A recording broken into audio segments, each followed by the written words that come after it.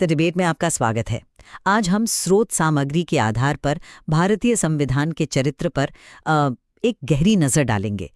एक ऐसा दस्तावेज जो 125 करोड़ से ज्यादा लोगों की उनकी आकांक्षाओं को समेटे हुए है। और हमारी चर्चा का जो केंद्रीय सवाल है वो ये है कि क्या भारतीय संविधान का ढांचा सच में संघीय यानी फेडरल है जैसा कि हमें पढ़ाया जाता है, या फिर इसमें एक मजबूत केंद्र की तरफ इतना ज्यादा झुकाव है कि ये राज्यों की आजादी को असल में सीमित कर देता है। बिल्कुल, मेरा पक्ष ये है कि भारत का क्वासी फेडरल यानी अर्धसंघीय ढांचा देश की एकता और अखंडता के लिए एक बहुत ही सोचा समझा और आप कह सकती हैं जरूरी इंतजाम है। और मैं ये साबित करूंगा कि ये ढांचा संघवाद के बुनियादी सिद्धांतों से समझौता करता है और अपनी आत्मा में बेसिकली पूरी तरह से एकात्मक यानी यूनिटरी है। देखिए, हमें उस दौर में वापस जाना होगा जब संविधान बन रहा था। देश का बंटवारा हो चुका था, चारों तरफ हिंसा थी और 500 से ज्यादा रियासतों को भारत में शामिल करने की एक पहाड़ जैसी चुनौती थी। ऐसे में संविधान बनाने वालों के सामने एक दुविधा थी कि देश को एक कैसे रखा जाए बिना राज्यों की अपनी पहचान को पूरी तरह मिटाए, और उन्होंने जो रास्ता चुना वो सुरक्षा और स्वायत्ता के बीच एक बहुत ही नाजुक संतुलन था। इसीलिए संविधान के अनुच्छेद 1 में इसे यूनियन ऑफ स्टेट्स यानी राज्यों का संघ कहा गया, फेडरेशन ऑफ स्टेट्स नहीं। ये शब्द बहुत सोच समझ कर चुना गया। इसका साफ मतलब था कि ये संघ राज्यों के किसी समझौते का नतीजा नहीं है और किसी भी राज्य को इससे अलग होने का कोई हक नहीं है। इसी सोच के तहत एकल नागरिकता अपनाई गई ताकि क्षेत्रीय पहचान से ऊपर एक राष्ट्रीय पहचान खड़ी हो। और जहां तक आपातकालीन प्रावधानों की बात है तो वो जर्मनी के वीमर संविधान से सबक लेकर डाले गए थे। वो संविधान जिसकी कमजोरियों की वजह से वहां एक भयानक अस्थिरता का दौर आया था। हमारे निर्माताओं ने सीखा कि देश की सुरक्षा के लिए केंद्र को कुछ असाधारण शक्तियां देना बहुत जरूरी है। तो ये कोई कमी नहीं बल्कि उस समय की सबसे बड़ी चुनौती का एक व्यवहारिक जवाब था। मैं आपकी बात समझता हूँ, लेकिन मैं इसे एक बिल्कुल अलग नजरिए से देखता हूँ। ये जो संतुलन की बात आप कर रही हैं, मुझे वो तराजू हमेशा केंद्र के पक्ष में ही झुका लगता है। कहने को तो हाँ, शक्तियों का बंटवारा है, एक लिखा हुआ संविधान है, स्वतंत्र न्यायपालिका है, ये सब संघीय ढांचे की निशानियां हैं। लेकिन असली ताकत किसके हाथ में है? इसका सबसे बड़ा और कह सकते हैं विवादास्पद उदाहरण है अनुच्छेद 356 यानी राष्ट्रपति शासन। जरा सोचिए, केंद्र सरकार को यह अधिकार है कि वो किसी भी राज्य में संवैधानिक तंत्र की विफलता का हवाला देकर वहां की चुनी हुई सरकार को बर्खास्त कर दे। ये तो संघवाद की आत्मा पर सीधा हमला है ना? और जिस एकल नागरिकता को आप एकता का प्रतीक बता रही हैं, वो असल में राज्यों को केंद्र की बड़ी बड़ी प्रशासनिक इकाइयों में बदल देती है, न कि उन्हें एक अलग राजनीतिक पहचान देती है। अमेरिका या स्विट्जरलैंड जैसे जो सच्चे संघीय देश हैं, वहां नागरिक के पास राज्य और देश दोनों की पहचान और अधिकार होते हैं। हमारे यहाँ ऐसा नहीं है। और एक बात और, हमारे त्रिस्तरीय सरकार यानी पंचायती राज, वो संविधान लागू होने के 40 साल बाद 73वें और 74वें संशोधन से आया। इससे क्या पता चलता है? यही कि मूल संविधान में सत्ता का केंद्रीकरण कितना ज्यादा था और जमीनी स्तर पर स्वायत्तता का कितना अभाव था। आपने अनुच्छेद 356 का जिक्र किया और मैं मानती हूं कि इस पर बहस लाजमी है, लेकिन इसके पीछे की जो नीयत थी उसको भी समझना होगा। अनुच्छेद 352 यानी राष्ट्रीय आपातकाल और 356, इन सब का मकसद देश को अंदरूनी और बाहरी संकटों से बचाना था। हमें भूलना नहीं चाहिए कि 1962 में चीन और 1971 में पाकिस्तान से युद्ध के समय इन्हीं प्रावधानों ने देश को एक सूत्र में बांधे रखा था। उस वक्त देश की सुरक्षा सबसे ऊपर थी। हाँ, ये सच है कि इन शक्तियों का राजनीतिक दुरुपयोग भी हुआ। एक मिनट, आप कह रहे दुरुपयोग भी हुआ? ये तो बहुत छोटा शब्द है, इसका तो बड़े पैमाने पर दुरुपयोग हुआ है। बिल्कुल बिल्कुल, मैं आपकी बात से सहमत हूं, लेकिन संविधान खुद अपनी गलतियों से सीखता है। 1978 में 44वें संशोधन ने इसके दुरुपयोग को रोकने के लिए बहुत कड़े सुरक्षा उपाय जोड़े। आंतरिक अशांति जैसा गोलमोल शब्द हटाकर सशस्त्र विद्रोह जैसा ठोस शब्द लाया गया। राष्ट्रपति के लिए कैबिनेट की लिखित सलाह को जरूरी बना दिया गया। ये दिखाता है कि हमारा संविधान एक जीवित दस्तावेज है जो खुद को सुधार सकता है। ये एक सुरक्षा कवच है, दमन का हथियार नहीं। ये एक आकर्षक तर्क है, लेकिन क्या ये जमीनी हकीकत से मेल खाता है? ये कहना कि 44वें संशोधन ने सब ठीक कर दिया, ये तो इतिहास को नजरअंदाज करना है। इसका इतिहास गवाह है, खासकर 1970 और 80 के दशकों में, जब केंद्र ने राजनीतिक मतभेदों के कारण कई राज्य सरकारों को बर्खास्त करने के लिए इस अनुच्छेद का दर्जनों बार इस्तेमाल किया। ये सिर्फ एक सैद्धांतिक खतरा नहीं है, ये एक हकीकत रही है। और सुप्रीम कोर्ट के एसआर बम्बई फैसले के बाद भी क्या ये डर हमेशा नहीं बना रहता कि केंद्र जब चाहे राज्य की स्वायत्तता में दखल दे सकता है? और राष्ट्रीय आपातकाल के दौरान अनुच्छेद 20 और 21 को छोड़कर सारे मौलिक अधिकारों को निलंबित कर देना, ये किस तरह का संघवाद है? ये तो एक केंद्रीकृत राज्य का लक्षण है। देखिए, किसी प्रावधान के दुरुपयोग की आशंका उस प्रावधान को ही गलत साबित नहीं करती। न्यायपालिका ने एसआर बम्बई केस में जो लक्ष्मण रेखा खींची है, उसने काफी हद तक मनमाने इस्तेमाल पर रोक लगाई है।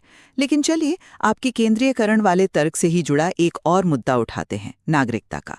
आपने केंद्र के हाथों में शक्तियों के केंद्रीकरण की बात की, और इसी से जुड़ा एक और पहलू है नागरिकता का। जहां आप इसे राज्यों की पहचान को कमजोर करने वाला मानते हैं, वहीं मैं इसे देश को जोड़ने वाली एक अहम कड़ी के रूप में देखती हूँ। बिल्कुल, और यहीं पर हमारी सोच का बुनियादी फर्क है। भारत जैसे देश में, जहां हर 100 किलोमीटर पर भाषा, खान-पान, संस्कृति सब बदल जाता है, वहां एकल नागरिकता एक सीमेंट की तरह काम करती है। ये सुनिश्चित करती है कि किसी भी भारतीय के साथ उसके राज्य के आधार पर भेदभाव ना हो। ये सुनिश्चित करती है कि एक कश्मीरी को तमिलनाडु में और एक तमिल को बंगाल में वही अधिकार मिले जो किसी और को मिलते हैं। ये भाईचारे और एक भारत की भावना को मजबूत करती है। अगर दोहरी नागरिकता होती, तो क्या ये स्थानीय और बाहरी के बीच और ज्यादा तनाव पैदा नहीं करती? नहीं, मुझे ये बात बिल्कुल मंजूर नहीं है। मैं बताता हूं क्यों। एकता का मतलब एक रूपता नहीं होता। एक मजबूत संघीय प्रणाली में नागरिक की अपनी राज्य की पहचान भी उतनी ही अहम होती है जितनी उसकी राष्ट्रीय पहचान। आप अमेरिका को देखिए, कोई गर्व से कहता है मैं टेक्सन हूं, कोई कहता है मैं कैलिफोर्नियन हूं, और साथ ही वो अमेरिकी भी होते हैं। ये राज्यों को अपनी अनूठी सांस्कृतिक और राजनीतिक पहचान बनाए रखने की आजादी देता है। हमारे यहाँ एकल नागरिकता की व्यवस्था राज्यों के महत्व को कम करती है, उन्हें केंद्र पर निर्भर बनाती है। ये एक ऐसा मॉडल है जहां केंद्र शक्तिशाली है और राज्य उसकी इकाइयां मात्र हैं, न कि बराबर के भागीदार। ये वाकई एक बड़ा विरोधाभास है ना, कि एकता बनाने के लिए हम विविधता को एक तरह से दबा रहे हैं। मैं दबाने शब्द से सहमत नहीं हूं। मैं कहूंगी कि हम एक बड़ी पहचान के तहत छोटी पहचानों को जगह दे रहे हैं। और ये संतुलन सिर्फ नागरिकता में नहीं, बल्कि संविधान में बदलाव की प्रक्रिया में भी दिखता है। भारतीय संविधान न तो ब्रिटेन की तरह बहुत लचीला है और न ही अमेरिका की तरह बहुत कठोर। इसमें दोनों का एक बहुत सोचा समझा बैलेंस है। अच्छा, इस तथाकथित संतुलन को भी देख लेते हैं। हाँ बिल्कुल। संसद कुछ साधारण चीजों को तो सामान्य बहुमत से बदल सकती है, लेकिन वो प्रावधान जो संघवाद की नींव से जुड़े हैं, जैसे केंद्र राज्य के बीच शक्तियों का बंटवारा, राष्ट्रपति का चुनाव या न्यायपालिका की शक्तियां, उन्हें बदलने के लिए संसद में 2/3 बहुमत के साथ साथ कम से कम आधे राज्यों की विधानसभाओं की सहमति भी चाहिए। ये राज्यों को कितना बड़ा अधिकार देता है? ये उन्हें महत्वहीन नहीं बनाता, बल्कि संविधान का संरक्षक बनाता है। मैं इस तर्क से आश्वस्त नहीं हूं, क्योंकि ये सिद्धांत और व्यवहार के बीच के फर्क को नजरअंदाज करता है। कागज पर यह संतुलन बहुत अच्छा लगता है, लेकिन असलियत क्या है? संविधान का अनुच्छेद 3 संसद को यह अधिकार देता है कि वो किसी भी राज्य की सीमाओं को बदल सकती है, उसका नाम बदल सकती है या उसे तोड़कर नया राज्य बना सकती है, और इसके लिए उस राज्य की सहमति की भी जरूरत नहीं है। क्या ये एक बहुत बड़ी एकात्मक शक्ति नहीं है? किसी सच्चे संघ में ऐसा नहीं हो सकता। और जहां तक राज्यों की सहमति की बात है, अगर केंद्र में एक मजबूत बहुमत वाली पार्टी हो और देश के ज्यादातर राज्यों में भी उसी की सरकार हो, तो ये सहमति लेना एक औपचारिकता बनकर रह जाता है। इसलिए ये तथाकथित संतुलन भी असल में केंद्र को ही ज्यादा ताकत देता है, जो फिर से मेरे मूल तर्क यानी संविधान के एकात्मक झुकाव को ही साबित करता है। लेकिन आपको ये भी मानना होगा कि इसी प्रक्रिया ने संविधान के मूल ढांचे को बचाया है। न्यायपालिका ने केशवानंद भारती मामले में ये सिद्धांत दिया कि संसद संविधान में संशोधन तो कर सकती है, लेकिन उसके संघीय चरित्र, उसकी धर्मनिरपेक्षता या लोकतंत्र जैसे बुनियादी सिद्धांतों को नहीं बदल सकती। तो एक तरह से हमारे सिस्टम में आंतरिक सुरक्षा वाल्व मौजूद हैं जो इसे पूरी तरह से एकात्मक बनने से रोकते हैं।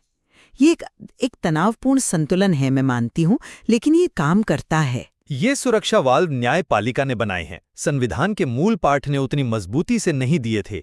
और ये तनाव ही तो मेरी बात को साबित करता है कि सिस्टम का स्वाभाविक झुकाव केंद्र की ओर है और राज्यों को अपनी स्वायत्तता के लिए लगातार संघर्ष करना पड़ता है, चाहे वो राजनीतिक हो या वित्तीय। राज्यों की वित्तीय निर्भरता भी तो एक बहुत बड़ा मुद्दा है जिस पर हमने बात ही नहीं की। वो टैक्स और अनुदान के लिए हमेशा केंद्र की तरफ देखते रहते हैं। इस पूरी चर्चा के बाद भी मेरा मानना है कि भारतीय संविधान का अर्धसंघीय स्वरूप एक मजबूरी नहीं, बल्कि एक सोचा समझा और समझदारी भरा विकल्प है। ये न तो पूरी तरह से अमेरिकी मॉडल है, नहीं ब्रिटिश। ये भारतीय परिस्थितियों के लिए बनाया गया एक अनूठा, एक प्रैग्मैटिक मॉडल है। मजबूत केंद्र, एकल नागरिकता और आपातकालीन प्रावधान भारत की एकता और अखंडता को बनाए रखने के लिए जरूरी थे, और इतिहास गवाह है कि इन प्रावधानों ने देश को कई मुश्किलों से उबारा है। ये इसे एक सफल और अनोखा राज्यों का संघ बनाता है। और मैं अब भी इस बात पर कायम हूं कि ये प्रावधान, खासकर अनुच्छेद 356 का तलवार और आपातकाल की व्यापक शक्तियां, संघीय भावना को गंभीर रूप से कमजोर करती हैं।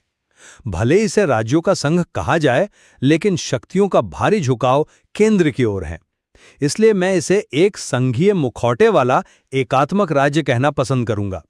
एक ऐसा सिस्टम जहां राज्य असल में भागीदार नहीं, बल्कि केंद्र पर निर्भर इकाइयां हैं। कितनी जटिल है और इस पर कितने अलग-अलग और गहरे दृष्टिकोण मौजूद हैं। बिल्कुल, और ये बहस ही लोकतंत्र की खूबसूरती है।